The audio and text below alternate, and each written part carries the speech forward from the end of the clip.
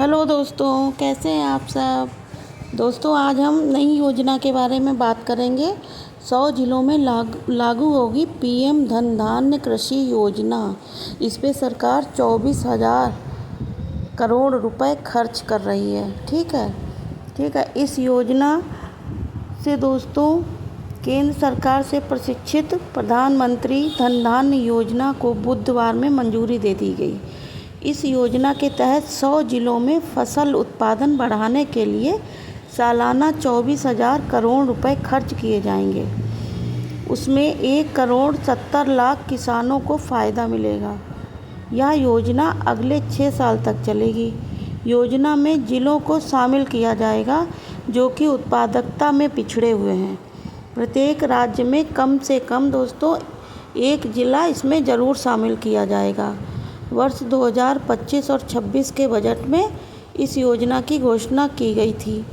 प्रधानमंत्री नरेंद्र मोदी की अध्यक्षता में ये कैबिनेट मंत्री में इस योजना को हरी झंडी दे दी गई और यह अक्टूबर यानी रबी की फसल की बुवाई से शुरू होगी। कैबिनेट मंत्री की बैठक के बाद सूचना एवं प्रसारण मंत्री अश्विनी वैष्णव ने बताया कि योजना को क्रियान्वयन करने में 11 मंत्रालयों के 36 योजनाएं, राज्यों की योजनाएं एवं निजी क्षेत्र की भागीदारी में किया जाएगा। कृषि एवं संबद्ध क्षेत्रों पर केंद्रित यह देश की पहली योजना है दोस्तों, जो नीति आयोग के आकांक्षी जिला कार्यक्रम से प्रेरित है। इसका उद्देश्य दोस्तों उत्पादकता में वृद्धि के साथ साथ किसानों की फसल विविधीकरण की ओर प्रेरित करना है। ठीक है दोस्तों। साथ ही पंचायत प्रखंड स्तर पर भंडारण क्षमता में वृद्धि और सिंचाई सुविधा में सुधार के साथ ही कृषि ऋण वितरण को भी आसान बनाना है। उन्होंने कहा कि इस योजना को निगरानी के लिए राज्य की राष्ट्रीय स्तर पर समितियां बनाई जाएंगी, जिसमें प्रगतिशील किसानों को भी सदस्य के रूप में शामिल किया जाएगा। ठीक है दोस्तों। अब शामिल किया जाए जितना धन धान्य सीमित द्वारा जिला कृषि संबद्ध गतिविधियों को अंतिम रूप दिया जाएगा।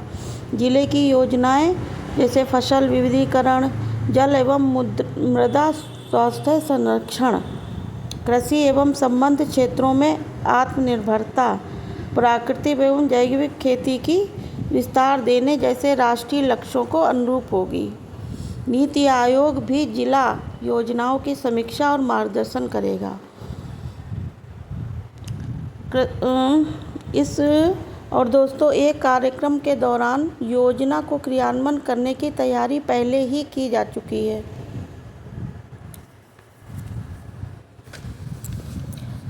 और दोस्तों ये अलग अलग प्रत्येक ज़िले के लिए अलग अलग प्रोजेक्ट बनाए जाएंगे। सरकार का प्रयास उत्पादकता के मामले में अत्यंत पिछड़े हुए जिलों को जो अन्य विकसित जिलों के बराबर खड़ा करने का है। सरकार का मकसद ये है। इससे आत्मनिर्भर भारत को लक्ष्य प्राप्त करने में आसानी होगी, उत्पादकता बढ़ेगी तो कृषि पैदावार में वृद्धि होगी। ठीक है दोस्तों। यूँ चुने जाएंगे 100 ज़िले हैं वो इस प्रकार से चुने जाएंगे।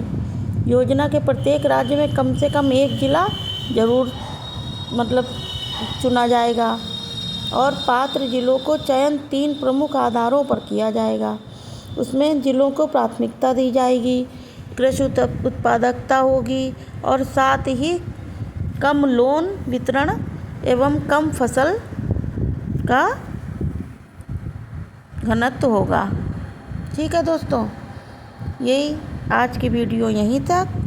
कल फिर बात करेंगे। Okay, bye bye.